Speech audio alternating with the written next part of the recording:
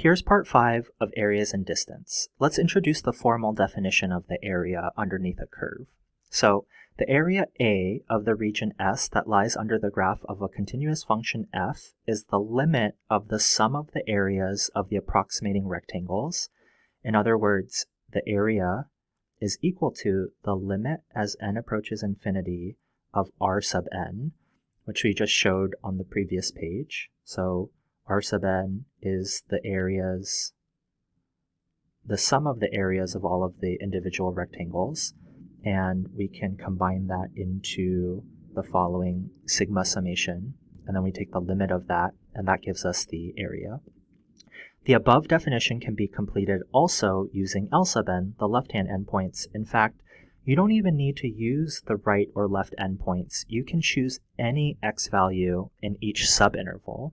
That's kind of wild. So the area capital A of the region S that lies under the graph of the continuous function f is the limit of the sum of the areas of the approximating rectangles. In other words, capital A is equal to the limit as n approaches infinity from I equals 1 to n of f of x sub I star times delta x, where x sub I star is called the sample point, which is any number in the ith interval, x sub I minus 1 to x sub I. So here, I'm looking at the subinterval that starts at x sub I minus 1 and ends at x sub I. It turns out that we can use the height to be any x value, so f of x sub I star, where that's just the sample point in that subinterval. And the reason that it doesn't matter which x value you choose is because we're taking the limit as n approaches infinity.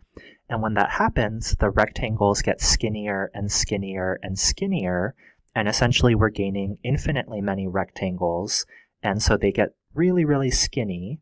And so its height is basically just converging to whatever the x value or the y value is for the x value within that tiny, tiny subinterval. So that's what's happening, and this is the formal definition for the area. The next example says, suppose that the speedometer readings for a motorcycle at 12-second intervals are given as, and then we have this table here. Part A says estimate the distance traveled by the motorcycle during this time period using the velocities at the beginning of the time intervals.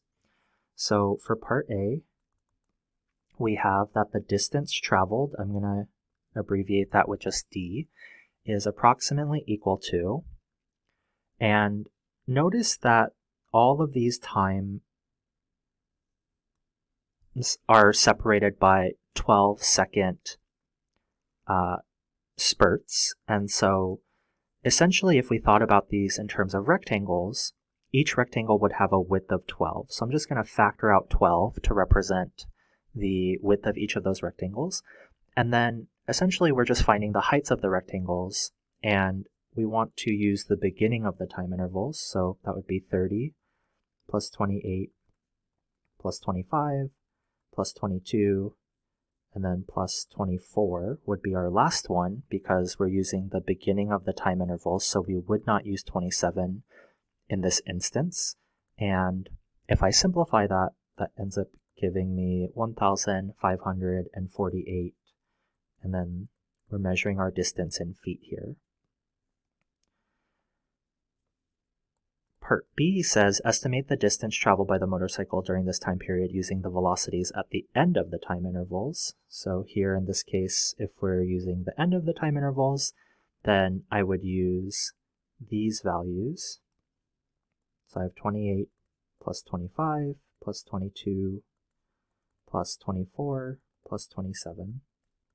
And if we simplify that, that ends up being 1,512 feet. So those are our two answers, and something that you might have noticed is that the two calculations that we did, this first calculation is basically L sub 5, and then the second calculation is essentially R sub 5. And so we were basically just calculating Riemann sums. Part C says the data from the previous table is graphed below. Note that in Part A, we essentially found L sub n, or more specifically L sub 5, and in part B you found R sub 5. To have more accurate estimates, we could have taken the velocity readings every 10 seconds, or even better, every 5 seconds. Better than that would have been every second. So to find the exact distance traveled, we would use distance equals the limit as n approaches infinity of that summation, which is also equal to the limit as n approaches infinity of that other summation. So if here's my first left-hand rectangle, and the width is 12,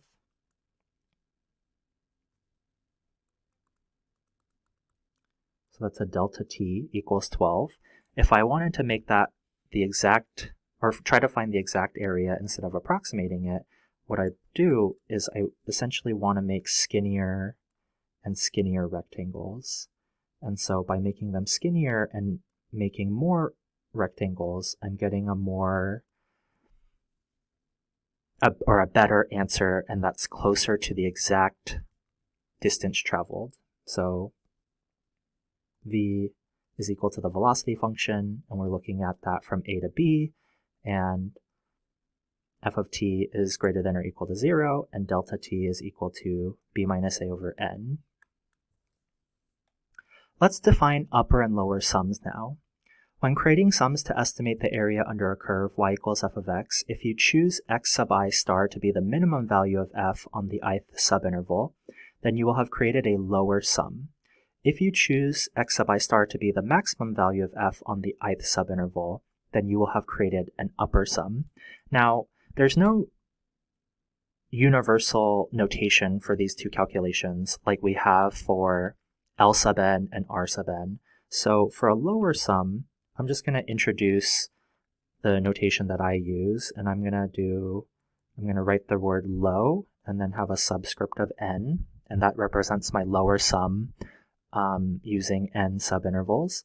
And then for the upper sum, I'm going to have UPP and then the subscript n. That will be the upper sum across n subintervals. Our next example says, find the upper and lower sums for the function f of x equals negative quantity x minus 1 squared plus 2 on the interval from 0 to 2 with n equal 3. Illustrate with a diagram similar to the one in the above definition. So I've gone ahead and I've included a picture that looks much better than what I would have been able to draw. And let's start off by calculating delta x. So I have my a value here, and my b value here, and my n value is 3. And we know that the formula for delta x is b minus a over n. And b is 2, a is 0, and then we just have n.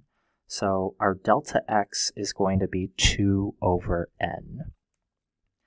And our x sub 0 value is our a value, which in this case is 0. And then I'm just going to calculate all of them since we only have a small number of x values that we're looking at. So 0 is representing our x sub 0 value, or in other words, a.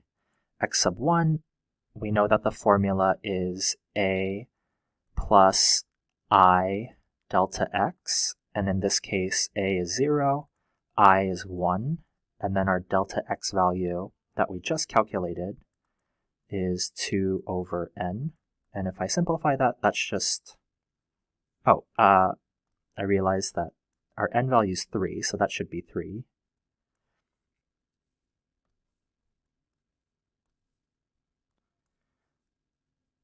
Okay, so we're plugging that in there, and 0 plus 1 times 2/3 is just 2/3. And so that's how we're getting this value here is x sub 1, and then x sub 2 is going to be a plus 2 delta x, which is 0 plus 2 times 2/3, and that is 4/3. And so that here is x sub 2, and then x sub 3 is, because that's our less x value, it should be our b value, but let's just double check. So it'd be 0 plus 3 times delta x. I guess I'll put a there. So that's 0 plus 3 times delta x, which does end up simplifying to 2. So that's our x sub 3 value, which is also our b value. Okay, so now that we've calculated all of those, because even though we included the picture, if the picture wasn't there, we would have not known what those x values were. So that's why we went ahead and calculated those. Now what we want to do is we want to find the upper and lower sums.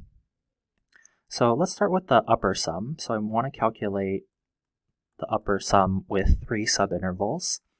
And if you look at the picture, the darker colored rectangles represent the lower sums, or the rectangles we would use for the lower sums, and then the lighter colored rectangles is what we would want to use for our upper sums, because what we're doing is we have this parabola here. I'm just going to darken it, and that parabola is the graph of our function f of x equals negative x minus 1 squared plus 2. And we're only looking at it on the interval from 0 to 2. And for that parabola, on my first subinterval, which is between 0 and 2/3, I want to find the location or the x value where I'm going to have the highest point on that subinterval. So everywhere between 0 and 2/3, if I'm tracking along the graph, the place where it's the highest is right here. So the way that I'm going to draw my rectangle is I'm going to choose that point to help dictate the height there. And on the next subinterval from 2/3 to 4/3, the place that's going to give me the highest y value there is actually going to be x equals 1. And I know that it's x equals 1 because that's the location of the vertex of my parabola. So that's going to be looking like that. And then between 4/3 and 2, the highest point is right here, and it's given by when I plug in 4/3 into my function. And so that's that one. So I'm going to clear this up so it's not so messy. But I need to figure out the areas of each of those rectangles. So they all have a width of 2/3, so I'm just going to factor out 2/3. And then my first height is given by f of 2/3. So notice that the highest point on the first subinterval is there. And then the next one is here at 1. So then my next height would be f of 1. And then lastly, on my last subinterval from 4/3 to 2, the highest height is going to be right there. And that has a y value of f of 4/3.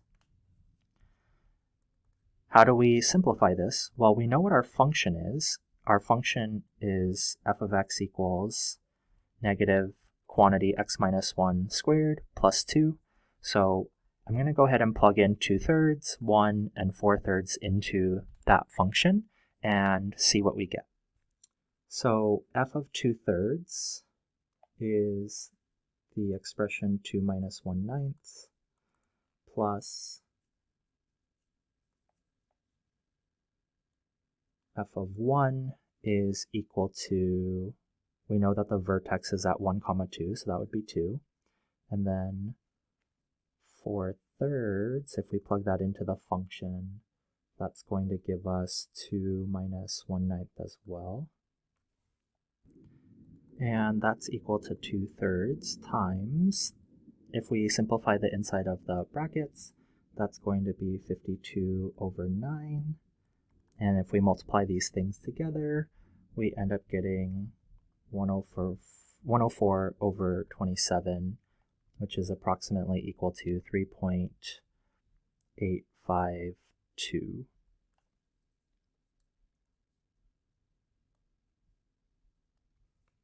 Okay, let's do the lower sum.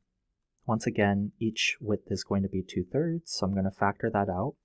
And then we want to calculate the heights. So notice that for my first dark rectangle, the height is dictated by x equals 0. So this is going to be f of 0. And then our next rectangle is going to have a height, the lowest point. Because it's symmetric, you could either use 2/3 or 4/3. So I'm just going to choose f of 2/3. And then our next rectangle is the portion right here. And the smallest y value is happening right here. And that's dictated by our x value 2. So then we'd have f of 2 here. Let's go ahead and plug those in. So we have 2/3 times f of 0 is going to be 1. So I'm just going to notate that here. That's the y value 1 there. And then if I plug in 2/3 into my function, we actually already did that in the upper sum calculation. So that was 2 minus 1/9. And then f of 2, if I plug in 2 into the function, that will also give me an output value of 1. All right, so I went ahead and finished calculating that. And so we get our lower sum is 70 over 27. Our next example says, find an expression for the area under the graph of f as a limit for f of x equals the square root of sine of x from, or x is greater than or equal to 0, which is less than or equal to pi, using the first definition on the previous page, and do not evaluate the limit.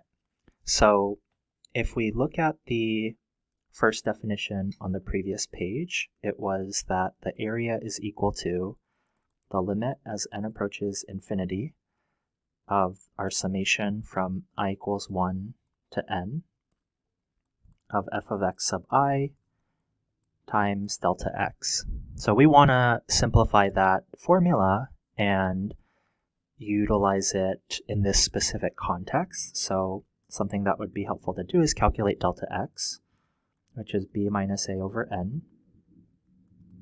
And our b value here is pi.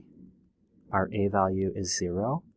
And we don't know what n is, or we're taking the limit as n approaches infinity, so I'll just leave it as n. So this would be pi over n. And then another thing that would be helpful here is figuring out what is x sub I. Well, I know x sub I is a plus I times delta x, and our a value is 0. And then delta x, we just calculated that to be pi over n. So finally we get that x sub I is pi times I over n, like that. And so let's go ahead and plug these things into our formula. We have the area is equal to the limit as n approaches infinity of the sum from I equals 1 to n of f of our x sub I we found to be pi I over n, and then delta x is pi over n. Now, we don't want to leave it like this because we know that our function is f of x equals sine of x. So let's go ahead and finish this up. We have the limit as n approaches infinity of the sum from I equals 1 to n of the square root of sine of pi times I over n, and then make sure that you don't include this next part underneath the square root, so just be multiplied by pi over n. So here is our final answer for this example.